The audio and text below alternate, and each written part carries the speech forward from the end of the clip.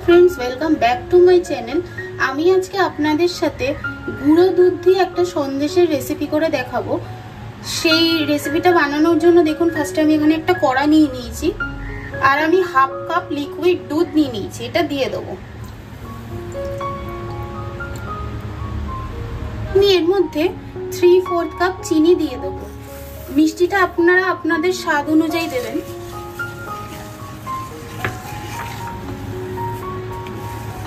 দিয়ে একটু নাড়াচাড়া করে নেব।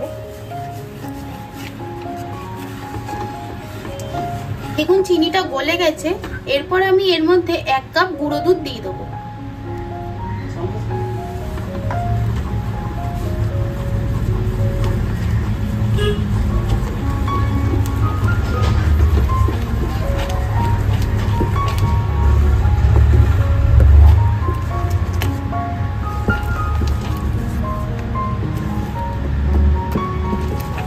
ভালো করে নাড়াচাড়া করব।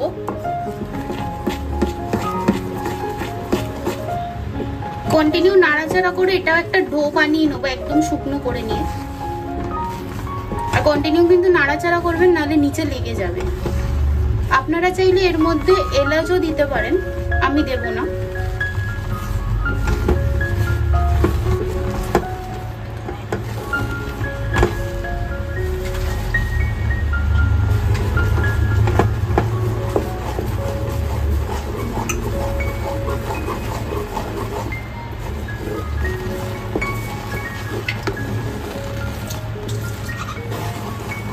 দেখুন অনেকটা কিন্তু শুকিয়ে এসছে, আরো কিছুক্ষণ নাড়াচাড়া করে শুকিয়ে নেব।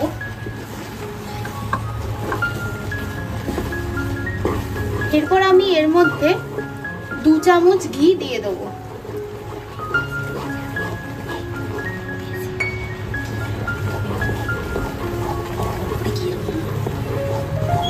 আপনারা চাইলে ঘিয়ের বদলে বাটারও দিতে পারেন। যতটা পরিমাণ ঘি দেব ততটা পরিমাণ বাটারও দিতে পারেন, কিন্তু তেল ব্যবহার করবেন না। আবারও নাড়াচাড়া করে নিচ্ছি।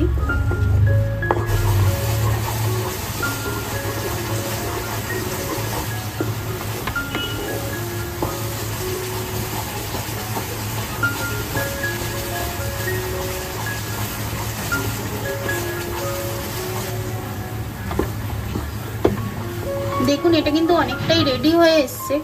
কড়ার গা থেকে দেখুন ছেড়ে ছেড়ে যাচ্ছে, আর একটু কিছুক্ষণ টেনে যাবে, তারপরেই আমি এটা নামিয়ে নেব।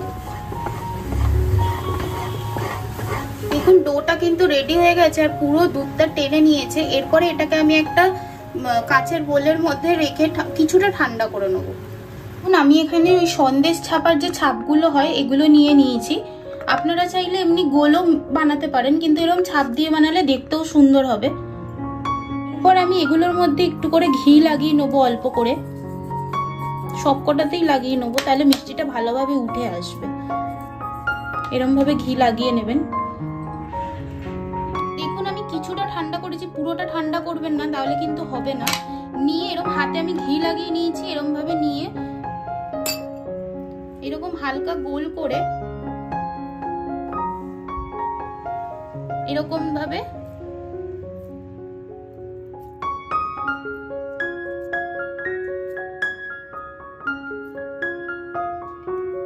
ঢুকিয়ে কিন্তু ভালো করে একটুখানি চেপে দেবেন।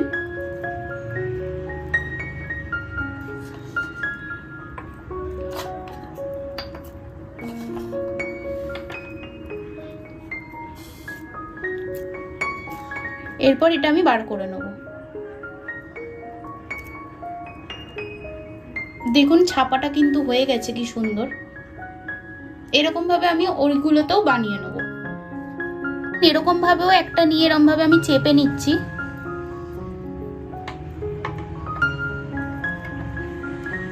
দেখুন এটাও কি সুন্দর একটা ছাপে হয়ে গেল মিষ্টিটা। এইটার ছাপাটাও আপনাদের দেখাচ্ছি।